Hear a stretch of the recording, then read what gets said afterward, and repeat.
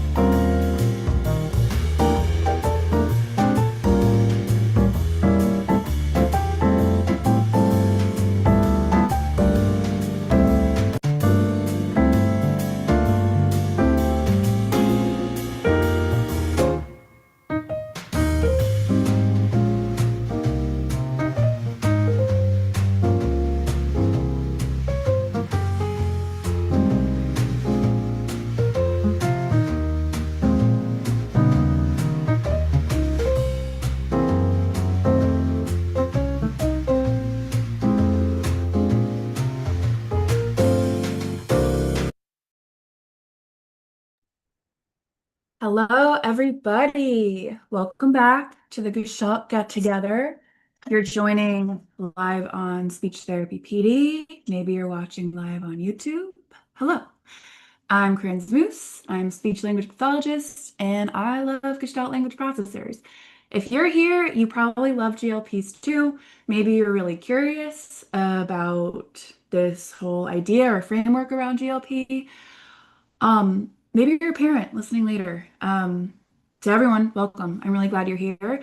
So tonight, we were supposed to be doing an episode with my buddy Rachel. Unfortunately, she had an emergency and was unable to attend. So tonight's episode is going to be a little more casual. And by casual, I mean interactive. Um, so what I'd love to do tonight, I don't have a script prepared. So we're gonna do some improv, but luckily I love improv. It feels like I'm back on stage again. We're gonna do some Q&A. So those of you who are here live, I just want you to start to think about what is a question I would really love to ask about Gestalt language processing or related ideas. So we're gonna do some Q&A there. I'd also love to hear from people. So what are some of your wins lately with your GLPs? I think it's really important to take time to reflect on what is working. Maybe it's a technique that you learned from one of these episodes. Maybe it's a technique that you picked up on from a colleague. Maybe it's something you came up with, like you came up with it in the moment in a session and you're like, oh, that worked.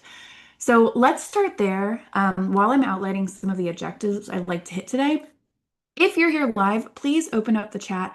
Tell me a win that you have had with a Gestalt language processor in your life. It can be small. Very often the small wins are really, really big for the kids that we work with.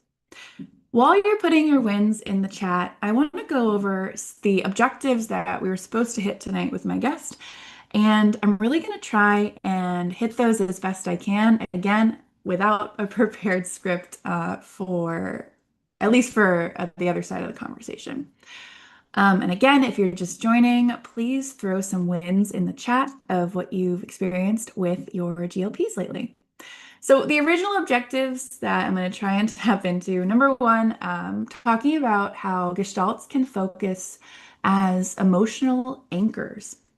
And I'd love to talk about what that means. And what I did prepare a little bit for tonight was pulling from kind of the psychological research and perspectives about therapeutic alliance, as well as how we can posture ourselves with clients and families related to their emotional experience. Kind of that counseling side that I know more and more programs are requiring that we get some counseling experience. Um, the some other things around the first objective was the idea of how GLPs can revisit experiences and then process those emotional experiences through producing a spoken gestalt, um, and how we can start to identify those emotionally charged gestalts and connect with them. So that was the first objective that I'm going to try and tap into tonight. Also, talking about co-regulation. It really is a big word. And a big idea that people are more and more trying to tap into about what does it mean to co-regulate with a child, especially a child whose nervous system might be very different than your own, and how we can use familiar language, scripts, and special interests, which is my favorite thing to talk about, using those things to help with co-regulation. And then the third objective that we had been planning on tonight was talking about practical strategies for supporting emotional development through language for Gestalt language processors. And that's what I always like to leave you guys with, are a couple of concrete ideas that you can try tomorrow. Okay, so again, if you are just joining, I would love to start by throwing some wins in the chat. The first one I'm seeing is someone said that a Gestalt language processor in their life, they used a mitigated script during play. I'm so curious what the original was, what was the original Gestalt, and then how they mitigated it. As we keep going, feel free to throw those wins in there. I'd love to pivot now to, for those of you who are attending live, any questions that have come up for you related to Gestalt language processing as a concept, but also don't be shy about putting a specific question about a client. we can do a bit of case coaching here, of course, de-identified.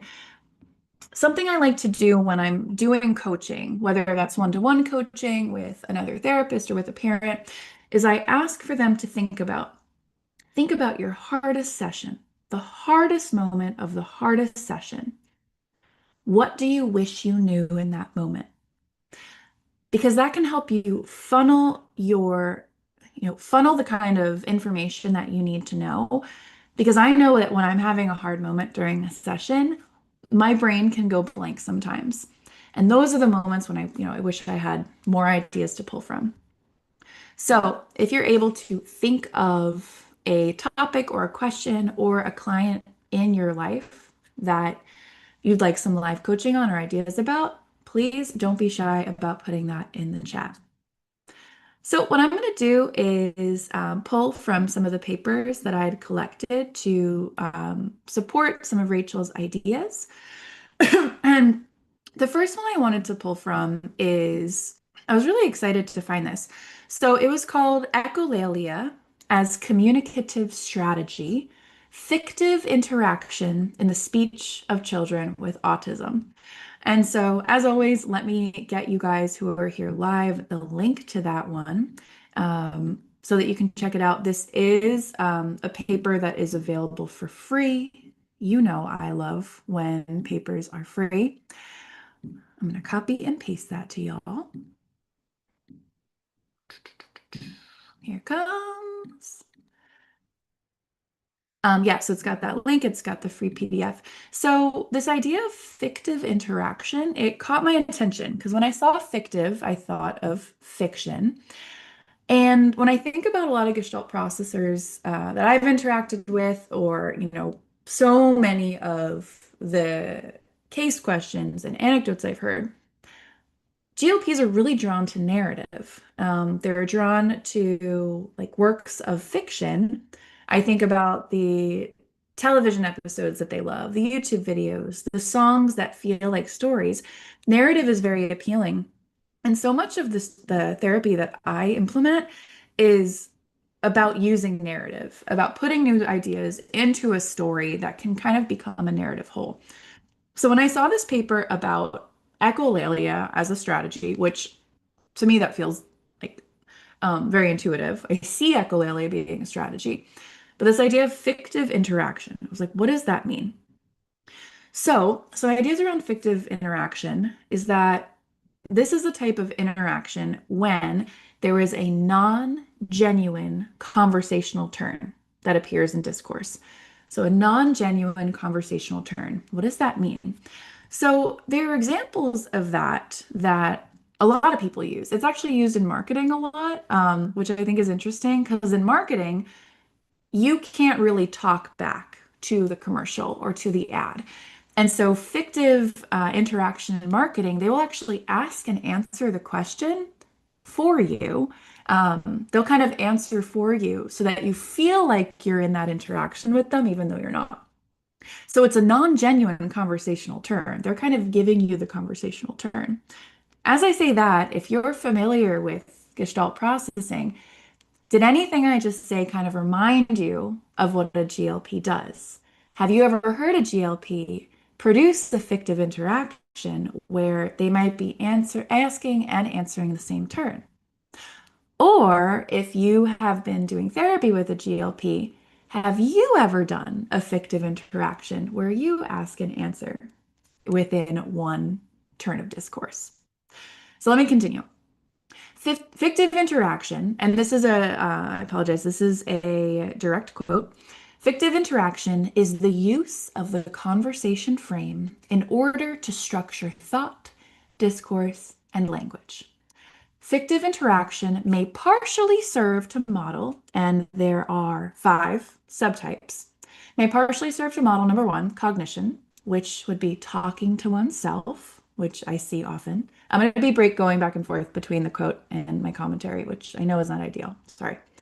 Um, so it can model cognition, talking to oneself. Sometimes when someone's talking to themselves, they kind of do that back and forth turn with oneself.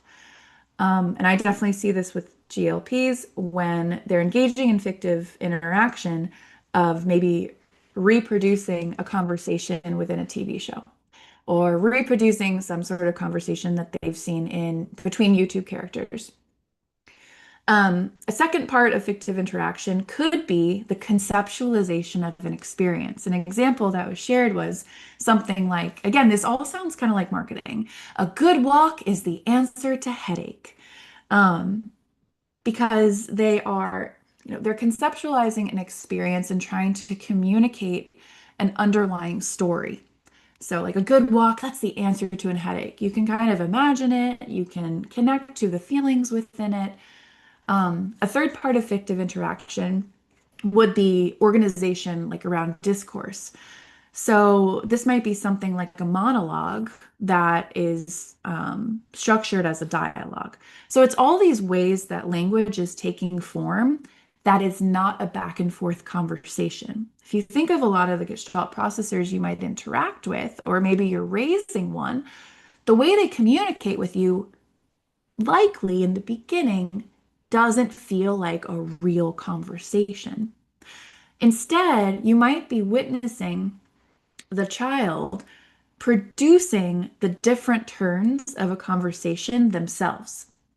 You might also see this in play. Instead of turn taking play, they might, with another person, they might be enacting or reenacting something that is maybe like not non-genuine turns, but they're showing you all of the back and forth turns that someone else might participate in the future. And then the fifth part of fictive interaction is just kind of what we would be used to, the language system itself and its use, and there's different grammatical levels. So I just thought that was such an interesting lens to like connect with echolalia. I recommend looking into the paper. I think it's really interesting. Fictive interaction, that's a newer one to me, but I'm always interested in learning more about how other disciplines can be connected to it. So like psychology, linguistics. I feel like I wish that we as a field had much more training in linguistics. Um, but even about like discourse analysis, right? So thinking about how things like we we think about conversation as between two people, but what if that's happening within one person's experience? It's just an interesting dimension to think about. The last thing I want to say about the fictive interaction is that very often this type of interaction or speech, or it could be AAC, or even representing things with objects, it does actually involve assuming someone else's viewpoint. I think there's misconceptions out there about autistic communication that, they can't assume someone else's viewpoint or it's difficult to. And that's, there's so many shades of gray there. And it definitely can be very difficult for autistic individuals to kind of like step into the shoes of someone else or be able to share about what someone else might be thinking. You could argue that with a lot of people, though. But fictive interaction, at least the way that they talked about echolalia in this paper, so much of pulling a gestalt is pulling a chunk of information that was inherently from someone else's perspective. So if they're pulling a quote from Paw Patrol that a character said, and then they say it later on, they're communicating from someone else's point of view. So they were able to pull what they saw someone else say, connect it back to something in their life, and then express that as them from someone else's viewpoint. So that's the fictive nature of it. Also, fictive interaction could also mean the assumption of more than one viewpoint simultaneously. So this might be, you might have a GLP who does this. They might pull the entire conversation of a whole episode, and then they produce that. They do every single turn. They are then communicating from multiple viewpoints within the entire spoken gestalt.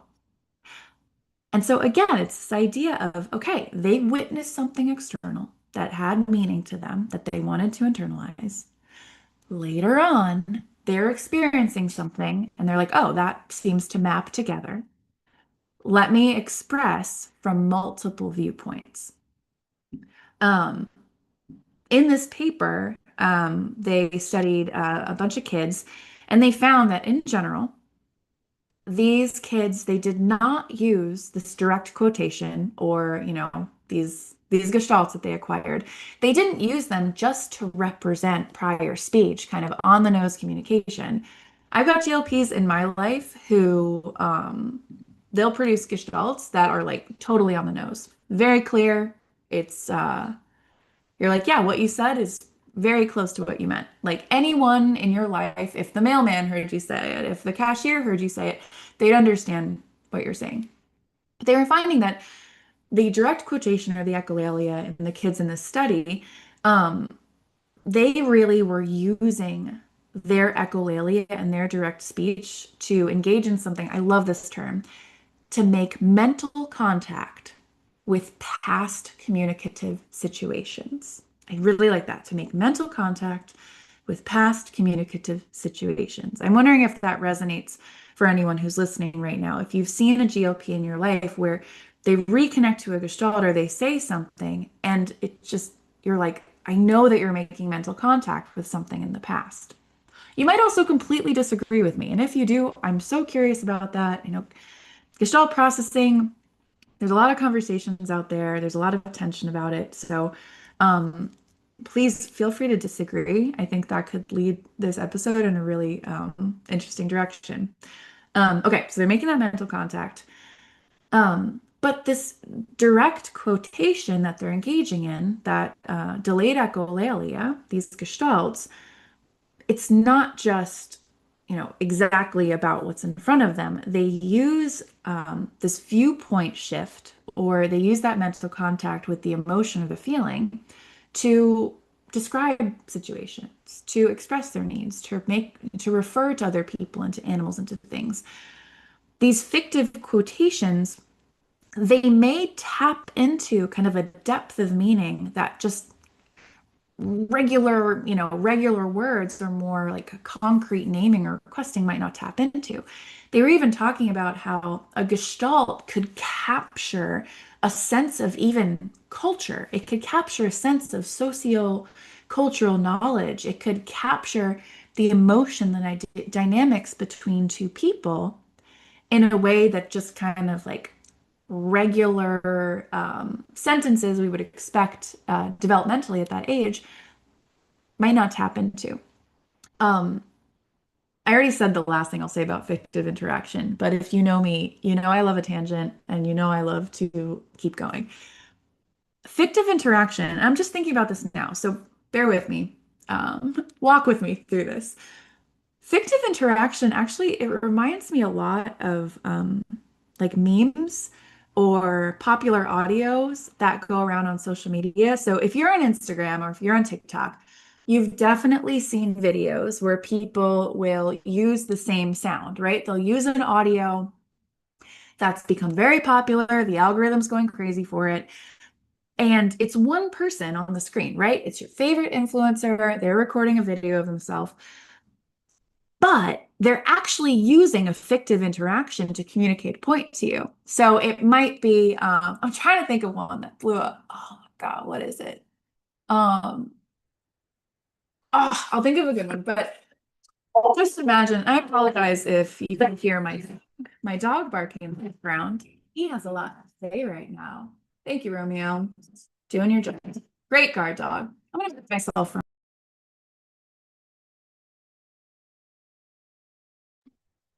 He has a lot to say. Um, Let me get back on track. We're very casual tonight. Thanks for sticking around. Okay, so you're on Instagram and you hear someone, they're making their reel or their story, and they're using actually an audio that's a dialogue from the original show, from the original YouTube video, from the original TikTok. That was actually a conversation. But now they're speaking both parts.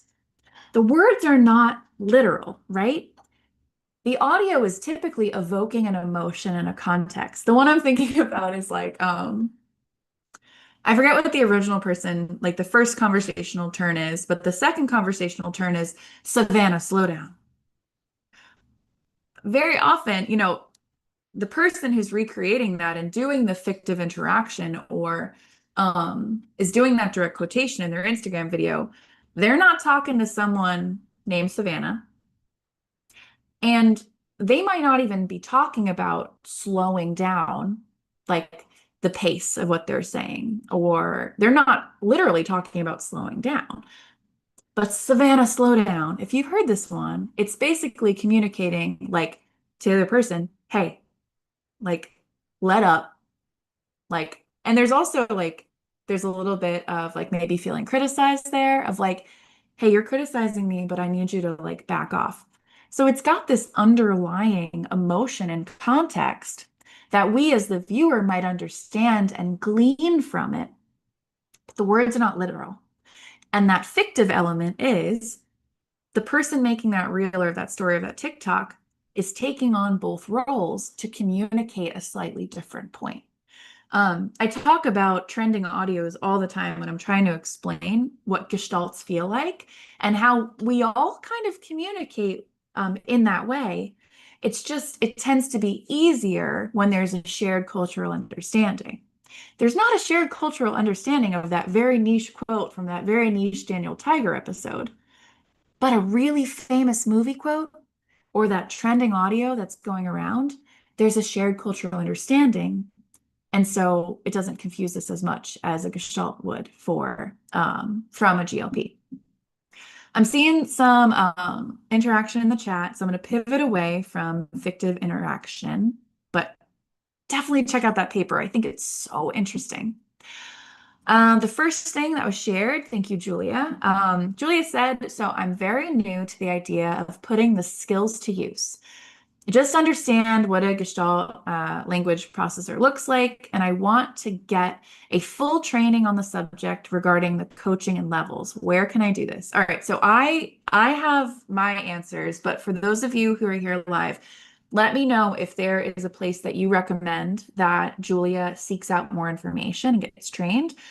My go-to for everybody is always meaningful speech. I mean, other than Marge Blanc's book and Barry Prezant's work, like meaningful speech, they're really kind of like the OGs. I'm gonna get that link up.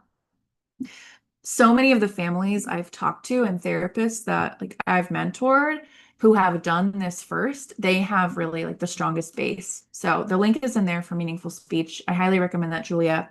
But Julia, keep an eye on the chat if other people have other recommendations. Oh, the other one, I really love the women at Natural Communication. I think they're lovely. And I do have a video that's available on their program where I talk about music. So there's a link to Natural Communication, and they have one in Spanish, which would be really good for bilingual families or if you're working with Spanish-speaking families. And we have two people who support the idea of meaningful speech. Great. Great question. Okay, so I'm backtracking a little. I'm going to see if I can connect these comments back to what I was saying. It looks like Jill said, I had one student who did it all the time. I always thought it was great. The challenge was explaining to other staff who insisted on more of that reciprocal conversation. Okay, so Jill, you're referring to this idea of the fictive interaction, right? So they were doing, and let me know if I'm wrong, but they were doing that back and forth conversation within their own utterances. I like the idea that, you thought it was great, but the challenge was explaining that to other people. This can be really hard to explain, right? If you've got expectations for certain types of communicative interactions, and you feel confident supporting those, right? I think a lot of speech therapists might say that they left grad school or their CF and they're like, all right, I feel, at least in pediatrics, I feel pretty confident with how to help a kid have a back and forth conversation. But if they're presenting differently and they've got that fictive nature in only what they're saying, you might think, okay, I'm not sure what to do with this. And then imagine maybe a teacher or a para or even like maybe the music teacher or the gym teacher. they're probably going to have even less confidence. Not everyone. There are some like really amazing other like support professionals or other professionals who actually have like a much more intuitive grasp of this than maybe some SLPs do. It's really cool when you can meet those people. But trying to explain that to the other staff, it can be really tough. That's why I really like analogy. If you've listened to my podcast before, you know that I love analogy to the point of like probably nausea on your part. Um, and that's why I try and share as much as I can because I found like, and you want to tailor your analogy to the listener too. Like, if there is a parent who's a musician, I'm going to try and explain gestalts or these fictive interactions through the point of like how musicians work together. If there's an athlete, or like another teacher and you know that they're athletic, can you find an analogy there? The more you do this and the more you explain the ideas of Gestalt to people, you're going to start to build your toolbox of analogies. I'd say write them down. Write down the analogies that seem to land. If you get feedback from someone being like, oh, yeah, that makes sense, document that. So you can kind of create your toolbox of analogies for the future.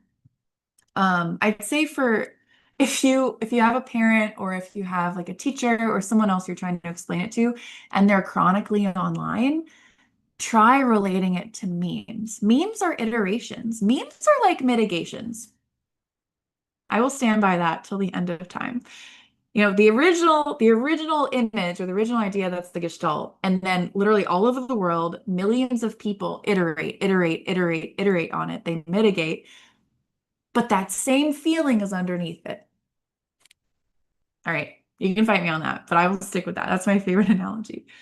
Um, what I'd also love to hear in the chat, if anyone has found a successful way to explain gestalts or explain fictive interactions now that you have a term for that to other people, whether that's to parents, whether it's to other professionals.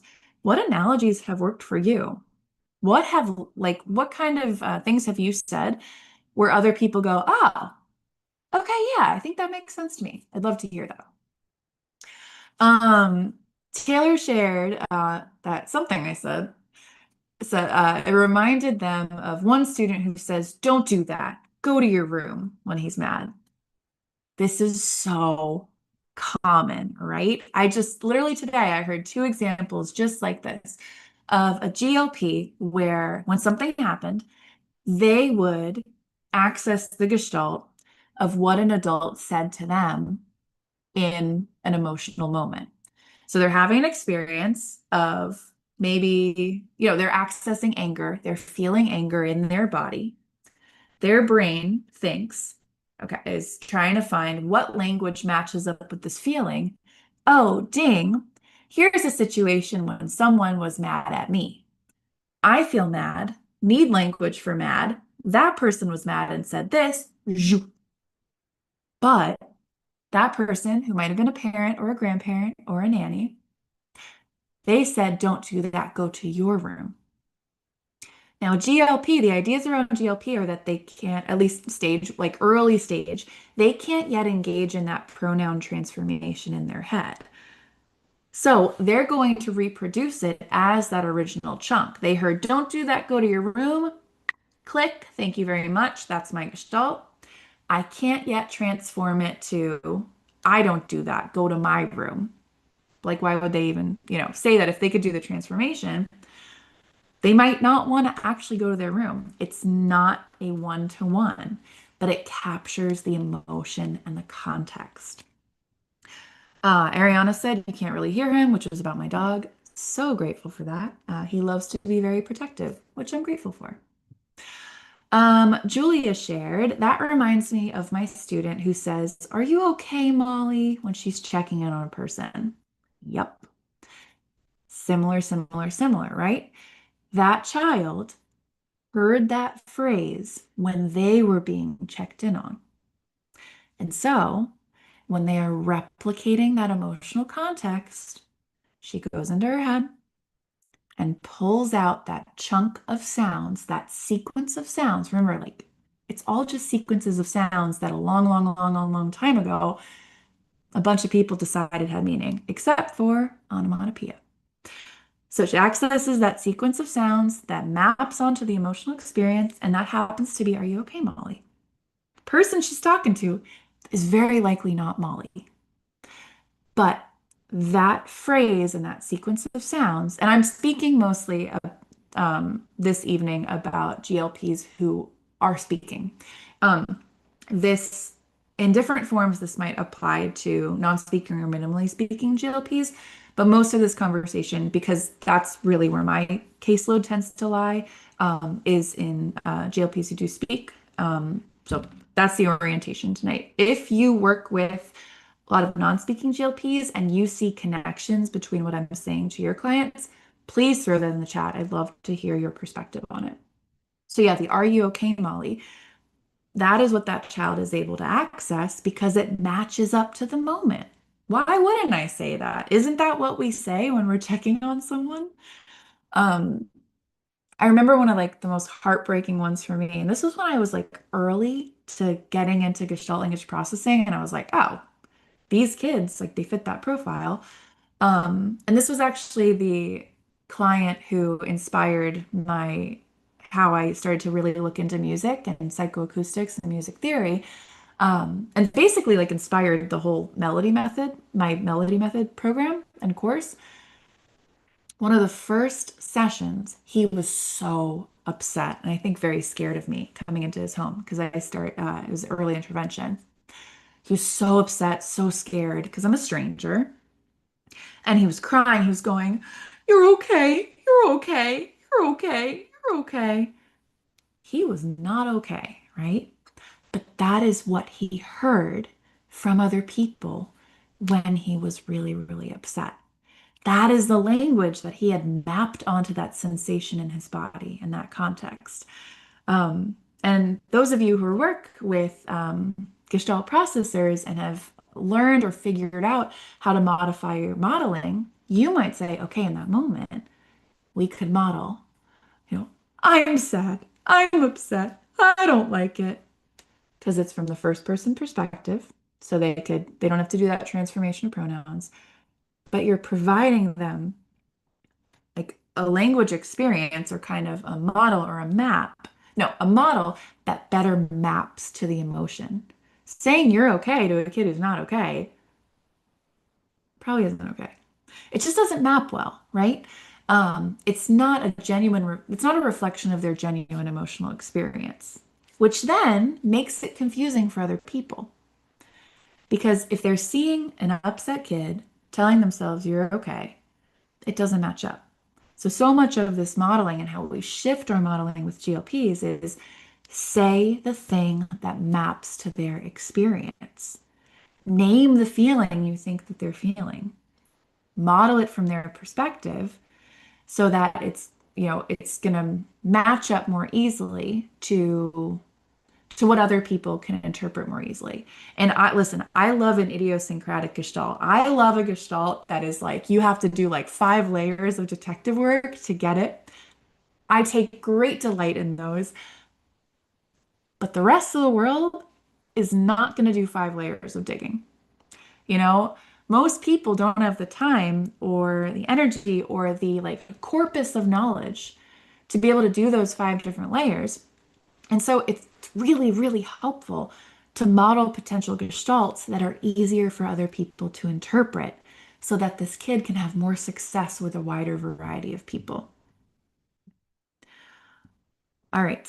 Julia, again, thank you so much for your participation, Julia. I really appreciate it.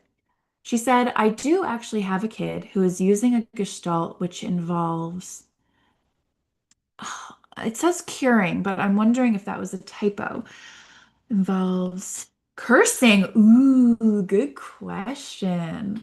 Who involves cursing? Okay, this I would love if anyone has ideas around this. This is a good topic. Okay.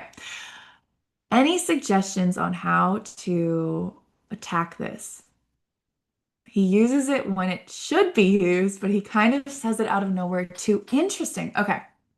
I would love to hear people's feedback. So he's cursing. Let's separate that out. So he's using it when it should be used. Can you give some examples? I operate best through examples and anecdotes. He uses it when it should be used. He also says it out of nowhere too. Okay. You don't have to give examples of the actual words because I'm not going to say those. But like when it comes up in the times that seem logical, but also if you have examples of times when it doesn't seem to match up. Okay, so Julia shared something falls or breaks, and he says, "Oh, shipwreck." Um, that makes sense. Very like there's a lot of logic there. And cursing, this is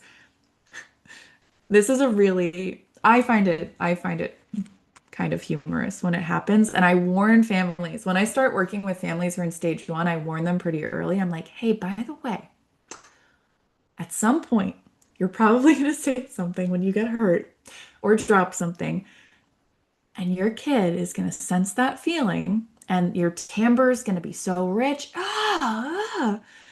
They might pick it up. So just keep an eye out. I can confirm also as a child, one of my first words or gestalts was oh blank, oh shipwreck. And I used it perfectly. So when this happens, it is, you know, I see it a lot. I hear about it a lot. It cracks me up. And also it is shocking and unpleasant to hear that from maybe a 3-year-old. What I like to do is what I call preemptive modeling or like getting ahead of it. So this kid has already acquired oh shipwreck as this gestalt. It probably maps perfectly to the moment. It's like they acquired it from someone in their life saying it in a way that was interesting, and they were like, "Yes, thank you very much. That's very meaningful. I'm gonna use it again." Um, so what I want to do and think about is the next time that something like an oops happens, can you or another person get ahead of the O blank with something else that can be used? They're going to have the O blank forever. It's fun to say, it's interesting, it also gets a big reaction, right? And that kid might love the reaction from other people. They might love the widened eyes. The change, like the vibe in the room completely changes when someone curses. They might find that really thrilling and exciting.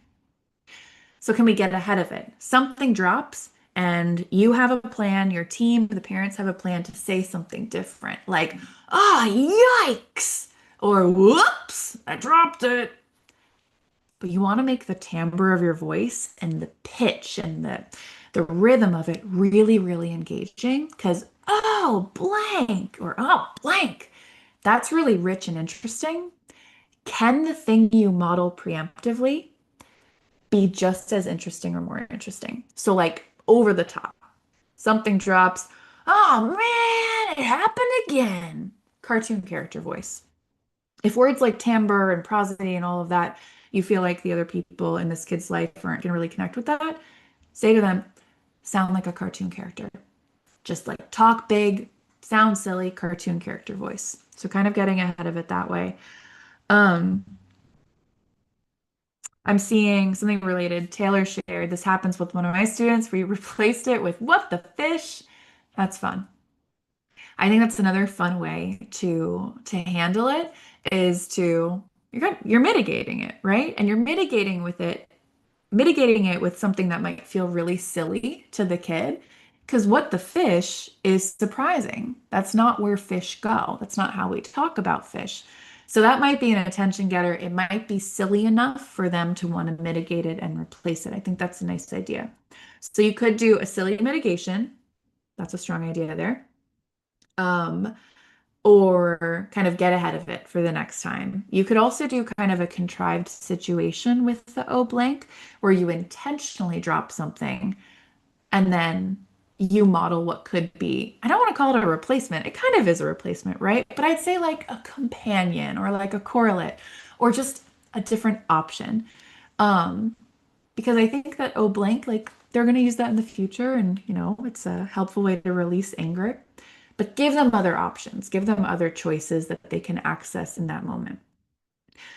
Now, if doing it in the moment, you're like, okay, but how am I going to know when it's going to happen? I don't really want to like do a contrived situation in front of them.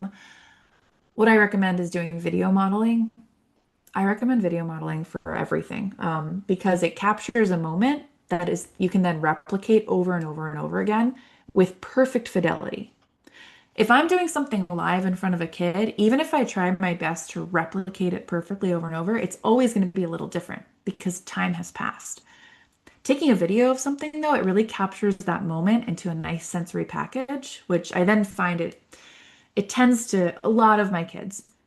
Not for everything. None of this is for everyone. None of this is for everything. Um, the kids I work with tend to pick up on gestalts more quickly if it's in video form.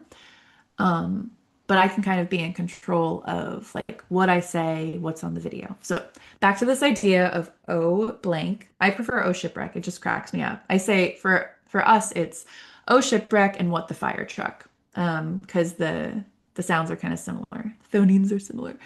But I'll take a video of maybe something dropping, and then I'll say the potential gestalt, like, ah, yikes, it fell. And then I'll immediately show that video, or when I'm with the kid again, to them so that they can see the package of this is what Corinne said. I watched something drop, those map together. And if it is as interesting or more interesting, as emotional or more emotional in the way that my voice sounds, they may want to pick that up too. Um, Julia also you responded, I actually like that idea because that's what I've been thinking regarding he likes the reaction. Totally.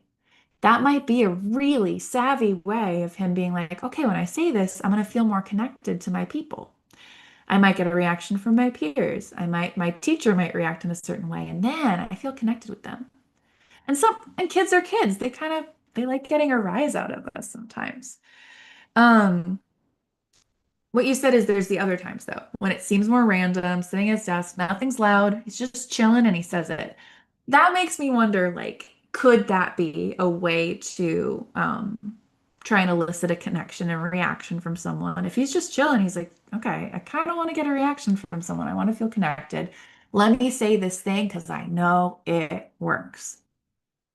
An alternative, and it'll be hard to know until one day maybe he can explain it to you is he might be experiencing something, like mental imagery or reviewing something in his head that would necessitate that. Maybe he's thinking of a TV show or a YouTube video where something drops.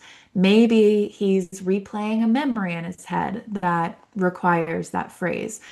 So that internal experience, he may then be producing that externally. I used to have a client who she would just be in her classroom. She was little, it was preschool, but she would just sit there and all of a sudden just start giggling.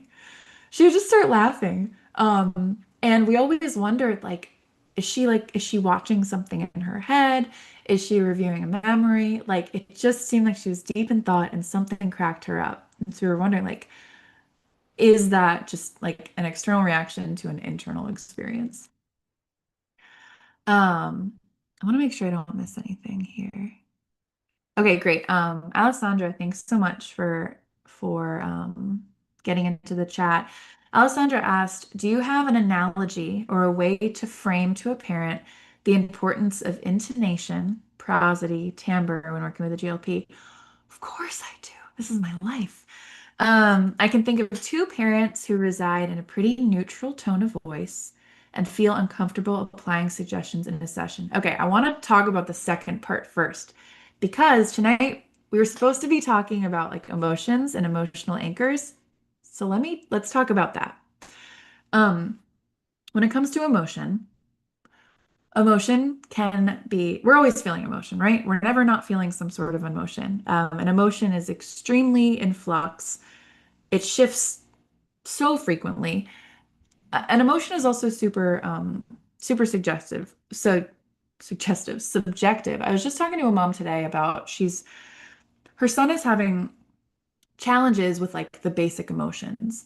And I was saying, well, all of that is so subjective because we as different cultures decided where the cut points are for certain like emotion words. But emotion is so much more complicated than that. My version of frustrated might look like your version of mad. Like these cut points, they're so different for each person. And so it's really important to think about, that was a bit off track. Let's get back. We're talking about my favorite things, so I get pretty excited. Um, think about the family's emotional experience in that room. So you might be really excited about these strategies. The kid might have a really excited reaction to heightened intonation, prosodic choices, intense timbre. So the two of you might be having a really positive experience of joy and curiosity and interest and excitement. But you also want to think about the parent's emotional experience and that discomfort, right? Expressing emotion can be very, very vulnerable. Play is also very, very vulnerable. Um, Play is the suspension of reality for a little bit. Play is about not knowing what's going to happen next. It's about exploration. And yeah, kind of that suspension of reality. So when you're encouraging a parent to play in ways that maybe they haven't done since they were a kid, and something else I like to think about is maybe that parent in front of you wasn't allowed to play. Maybe their play was cut off. Maybe their play was criticized. I sometimes I sometimes warn families that when they're playing with their kid, as I'm teaching you how to play or we're discovering play, the three of us as a team, you might have some anger come up. You might start to cry. You might have some big feelings come up because I'm asking you to do things that are very old in your brain. I'm asking you to tap into very old behaviors and old memories. That might feel scary. So the family in front of you, Alessandra, it might be even more than uncomfortable. It might actually bring up some feelings of fear, maybe some feelings of grief, confusion. This stuff can go pretty deep. Um, and so I might actually, and this is the counseling side of it, I might actually lean into that depending on your relationship, like depending on what the therapeutic alliance is like, and how comfortable you feel with that kind of relational dynamic. I might dig into it. Tell me about this discomfort you're feeling. Um, I noticed that this might not feel very natural to you. I'd love to explore why. Sometimes naming the discomfort and like exploring it with them can free them up a little bit.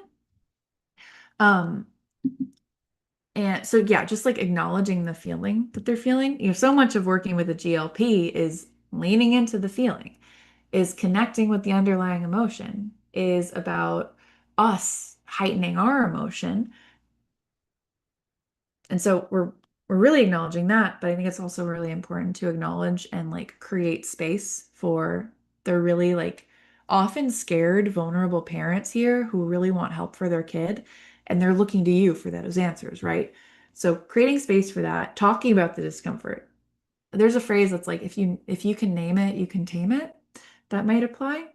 I don't know about the word tame because like they're humans, right?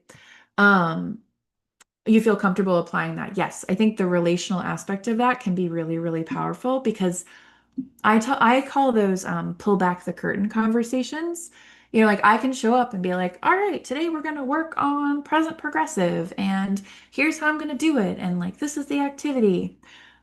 But a pull back the curtain question is when I turn to the parent in the middle of the activity and I go, you know what? I feel like I'm not nailing it right now. I feel like the strategy I'm using isn't working. Can you and I come up with something that might work better? I'm pulling back the curtain on my own thought process. I'm showing that I'm a human. I'm inviting that family in. A pull back the curtain conversation here is kind of like you turn to the family and you're like, hey, I've been thinking a little bit about these techniques and I'm wondering how they feel for you. Can you tell me more about that? Because you're kind of breaking away from like you and kid or me and kid. And it's just like getting real with that family. You pull back that curtain and say, hey, is this working for you? It might not be working for me. Is this working for you? Should we figure this out? Very often that's going to draw that family closer to you. You're developing that therapeutic alliance. You're making the triangle stronger between the three or four or more participants in that child's therapy program. Um, I'm gonna find my way back to the first part, right? I had to talk about the feelings first because I love feelings. Not my own feelings. I like other people's feelings. I don't want to face my own. Analogy or way to frame it. Okay, so it depends on the family, right? If they really enjoy the science side of it, if they really love learning about their kid's brain, I will go into more about like the neuroscience. I'll talk more about auditory processing. I might lean into some of the findings of, um, your child. Let's say, I'm assuming that your client is autistic, just because, like, I don't know if I've ever met an autistic child who's not a GLP. Yeah. I've met GLPs who are not autistic, though. Important to note. Um, I'll talk about how in the autistic neurotype, there's findings that they have an overrepresentation of speech sounds in their brain. And so the word, I use this example a lot. I apologize if you've heard it before. If I say gorilla, gorilla, gorilla, you can split the difference, right? And like a neurotypical kid at the same age as your client might be able to split the difference and be like, oh, that's the same word, just said different ways.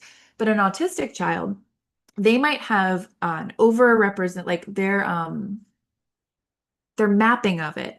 It might be too detailed. And so to them, they've got kind of this overrepresentation where like each of those words might be a very different word. And so like regular speech patterns, it might be too like convoluted for them to be able to be like, okay, there's really strong patterns in here. Um, but it also, with more of that neutral monotone speech, the pitch range is a lot smaller. So pitch is the height of different sounds. So some things have really high pitch. You think about like a flute or a child shrieking in the grocery store, that's going to be really high pitch. Then there's lower pitches, I think like a tuba or like a train going by or a helicopter going overhead. I'm from Baltimore. There's always a helicopter going overhead. And I've recently realized I have a special interest in helicopters. I'm leaning into it. Um, so the pitch range, when it's monotone speech, if I'm talking like this, my pitch range is very small. And the frequencies of those pitches are going to be very similar to one another. So my voice might be 440 hertz, 444 hertz, 480 hertz in the very small range. Those are really close together, and it's not giving a lot of rich information. So the pitches are very close. But if I start to talk like this, which sounds ridiculous, right? It's kind of annoying. I try not to talk like this to adults. But for a GLP, all these different pitch variations are going to stand out from the noise better. All these jumps are going to help them like pull apart the syllables and the phonemes. Da da da da da. My speech signal, the signals, like the auditory signals are so much clearer against the noise. And there's a framework called enhanced perceptual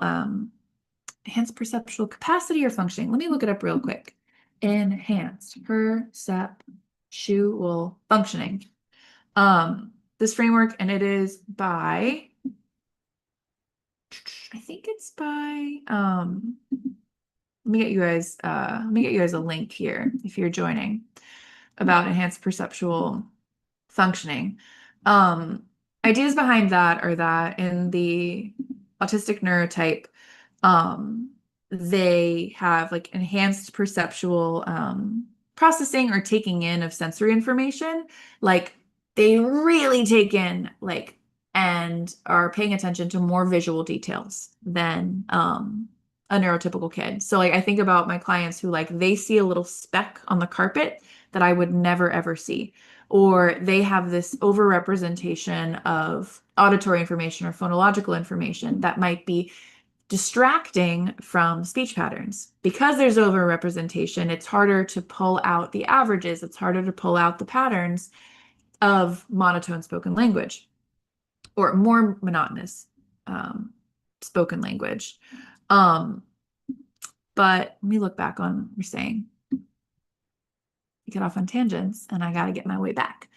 Um, when it comes to like really rich intonation and prosody and rhythm, basically what's happening is you're allowing your voice to stick out against all of the background. So with enhanced perceptual capacity or enhanced perceptual function, their kid might be paying attention to the sound of the Wi-Fi, the sound of the electricity, the hum of the train going by. They might be perceiving auditory information and frequencies that your brain is tuning out, or your brain doesn't even register. Your brain and body don't even register those vibrations, but the autistic kid in front of you might be. When you use really rich intonation and musicality in your voice, that suddenly becomes a more interesting signal and an easier signal to pick up on and pay attention to. So that's an important reason. The other part of it is that when you use these musical qualities and you push into them, you're making yourself often more memorable. So I think about so many movie quotes that have stayed with us, that live in your head like rent-free, the things that are memorable. First, lyrics to the songs you loved in high school, they're going to be in there probably forever because music is more memorable. Musical memory is really, really robust. So if you speak in a more musical way, the kid in front of you is more likely to, allegedly, anecdotally, remember what you modeled rather than speaking like this. Rather than speaking like this. One of those is more interesting and memorable than the other. Annoying, yes. Memorable, also, yes. There was one more element I want. There's so many reasons, but we have like 2 more minutes. I could keep going on this. Um, what was it? Oh, if you're leaning into rhythmicity, if you're leaning into the rhythm aspect of it, and this is actually, we're going to end on a high note here. Ha, high note. The rhythm of it. For families and teachers and even for you, if you're like, I don't want to do a sing-song voice, I'm definitely not going to sing. Prosody makes me feel weird and vulnerable. I don't like it. Do rhythm. Rhythmic speech. Kind of chant it because rhythm makes you more predictable. We can be like as therapists, as adults, we can be kind of unpredictable to an autistic kid or autistic person's nervous system. The world itself is unpredictable to a kid who really who craves that sameness, who craves predictability to feel safe. Rhythm in your speech can help make you more predictable. Because when I speak with a rhythm, I cut up the passage of time more predictably. I fit my words into a pattern, and a pattern feels really safe. When I speak in a rhythm, someone can anticipate what's coming next because it fits in mathematically to the rhythm that I'm doing. Rhythm is like a timekeeper. It's a way of separating out the passage of time, and it's a way of helping kids almost predict the future. If I'm just talking like this, they're not going to know when the next sound is going to come and unpredictable. What's going to happen next? But if I'm talking like this, they can mathematically predict where the sounds are going to go. That might feel safer to a family for whom the prosody and the vocal intonation feels too vulnerable, feels unsafe. Something to try out. And if you're a therapist where you're like, I hate sounding like a cartoon character, try the rhythm. In fact, if you've got a client with perfect pitch and you're trying to sing or be musical to them, they probably don't even want to hear that anyway. Okay, everybody, we made it. We made it through an unscripted, improvised episode. I'm wishing the best to Rachel, my guest. Again, she wasn't able to join because of an emergency. We're gonna get her back here in 2026 for an episode. Um, After the live course, please make sure you go get credit for the CEU. If you're joining live on YouTube and you'd like to get credit, use my code Gestalt33. And if you're coming to ASHA later this month, please come hang out. I'm going to be doing a meet and greet at the Speech Therapy PD table. I would love to meet you. And also, If you meet me there, you're going to get a special promo code to my upcoming book and online course that I'm launching called The Playful Pivot. So please come say hi. All right, I'm going to be back here in 2 weeks with another guest. Thanks so much for joining the Gestalt Get Together, and I'll see you soon. Good night, everybody.